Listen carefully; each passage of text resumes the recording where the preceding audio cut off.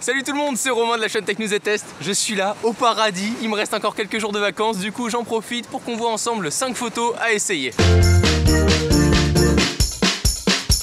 À la 5e place, j'ai voulu jouer sur le zoom des zooms. La petite astuce va être tout simplement de jouer sur la vitesse de votre appareil photo. Donc je vous conseille d'être pour ça sur le mode manuel.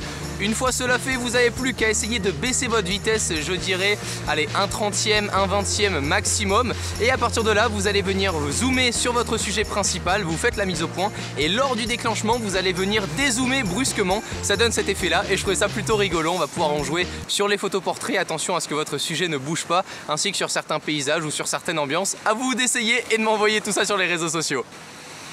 À la 4e place, et on avait déjà pu le voir ensemble lors des photos de nuit, c'est la pose longue. Cette fois-ci, je voulais la tester en plein jour, surtout avec la mer, ça donne des effets super sympas puisque la pose longue, concrètement, le but, ça va être de laisser l'exposition assez longtemps à votre appareil photo pour qu'il puisse profiter du mouvement de votre sujet. Pour le coup, il faudrait avoir un filtre devant votre appareil. Pour ma part, ça n'a pas été le cas, donc j'ai fait un peu comme j'ai pu. Je joue sur l'ISO au minimum, sur forcément l'ouverture au minimum aussi, donc f22. J'avais pas le choix pour avoir un minimum de luminosité, puisqu'ensuite concernant la vitesse, je vais venir la baisser, on va dire à 1/5e ou même plus, à 0,5 ou autre, à vous de voir, mais je trouve que ça rend un effet super sympa, en tout cas avec la mer, même avec les arbres qui bougent et autres, puisqu'en plein jour ça rend un effet de mouvement et ça c'est assez difficile à faire. Donc je vous conseille, pour la petite astuce, et je vous le mettrai dans la description, un filtre noir, ça évitera de capter trop de luminosité.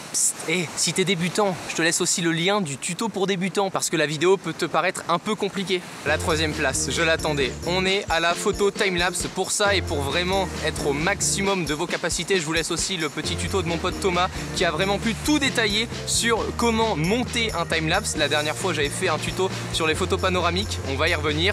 Là pour le timelapse, j'ai envie de vous dire c'est tout simple, oui et non. Il va falloir ou que vous ayez une télécommande pour pouvoir programmer le nombre de photos que vous souhaitez faire, puisque le but d'un timelapse c'est de prendre par exemple une photo toutes les 5 minutes, on est d'accord, pendant imaginons 6 heures, il va falloir laisser 6 heures votre appareil photo allumé pour que en 6 heures, les 6 heures de vos photos qui seront espacées de 5 minutes viennent s'enchaîner en 30 secondes. Ça va être super sympa à faire, c'est vraiment le but, c'est d'avoir un mouvement qui se produit super rapidement. Donc le timelapse, il faut simplement faire correctement sa première photo, bien veiller à ce que la luminosité ne bouge pas. Donc un timelapse de jour jusqu'à la nuit, ça va être plus compliqué que simplement un timelapse de jour ou un timelapse de nuit.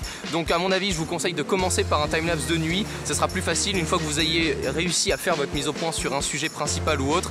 Vous venez tout simplement enclencher. Alors pour ma part, j'utilise Magic Lantern qui est un programme interne à l'appareil photo. Je vous laisse voir un peu tout ça sur YouTube, c'est un peu plus complexe. Le plus sûr pour moi, c'est de vous conseiller une petite télécommande que vous venez relier à votre appareil photo. Vous faites vos petits réglages et à partir de là, vous êtes parti pour laisser votre appareil photo 1 heure, 2 heures, 3 heures, à vous de voir, et j'attends encore une fois vos résultats. Qui dit soleil dit sport, qui dit sport dit forcément planche à voile, kayak, canoë, bref. À la 2e place, je voulais vous conseiller une petite technique pour faire des photos de sport le plus sympathiquement possible, j'ai envie de vous dire.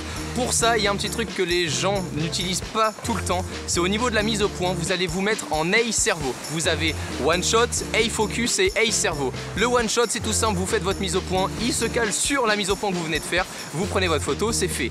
Eye focus, il va tout simplement choisir entre le one shot et le eye servo, et le eye servo va tout simplement être là à définir votre mise au point continuellement. C'est-à-dire que, imaginons que j'ai mon appareil ici, je fais la mise au point sur mon arbre, je viens le bouger sur ma main, il va automatiquement, si je reste à mi-course de mon déclencheur, faire la mise au point sur ma main. Et ça va être très utile en sport, puisqu'imaginons que vous ayez la planche à voile là, qui soit là et qui aille à toute vitesse, vous venez la shooter, vous ne bougez pas, vous êtes sûr que votre mise au point reste sur votre sujet si vous-même vous êtes dessus, et une fois que vous déclenchez, vous n'avez pas besoin comme ça de faire une mise au point à chaque photo, et vous venez tout simplement la faire continuellement. C'est un petit truc sympa. Voilà, en plus de ça, si on joue un peu sur la vitesse, on peut peut-être faire un petit effet de flou à l'arrière, comme les fameuses photos de Formule 1. Vous voyez ce que je veux dire, les plus avancées. Pour les débutants, je vous conseille vraiment déjà de démarrer par ça, ça sera très cool pour commencer en photo de sport. Vous allez pouvoir utiliser ce réglage là un peu de partout. Et en top 1, et on l'a vu il y a très peu de temps, puisqu'il s'agit de la photo panoramique. Alors la photo panoramique, on a vu comment assembler des photos pour en faire une seule et même photo panoramique. Maintenant, tout ce qui est pour moi de la petite astuce pour créer une réelle belle photo de panoramique, c'est de créer sa mise au point sur un même sujet, ensuite de la positionner en mise au point manuelle, comme ça on est sûr qu'elle ne bouge plus à chaque photo que vous venez exercer. Vous décalez votre appareil photo photos à la verticale et comme ça vous êtes sûr d'avoir un champ maximum pour ensuite assembler vos photos. Comme je vous l'ai montré lors du début de la photo tuto, ça va être exactement le même principe et le même exercice sur ce type de paysage là. Je viens one shot un premier sujet, une fois que ma mise au point est faite sur ce sujet là, je le mets en manuel, je fais mes réglages, je vous laisse à vous de voir concernant l'ouverture, la mise au point, l'ISO, tout ce que vous voulez. Et ensuite on n'a plus qu'à venir bouger en étant le plus droit possible. Je vous avoue que si vous avez un trépied, eh ben c'est parfait, hein, comme ça vous la calez sur le trépied, vous venez shooter et une fois chose faite, vous n'avez plus qu'à vous rediriger vers la dernière vidéo que je vous laisse dans la description. C'était tout, je pense que c'était grave cool d'avoir fait ce petit tuto là avec vous, avec ce paysage somptueux derrière moi. La semaine de pause sans internet, sans ordinateur, sans téléphone m'a fait beaucoup de bien, je dois encore tenir 48 heures, voilà.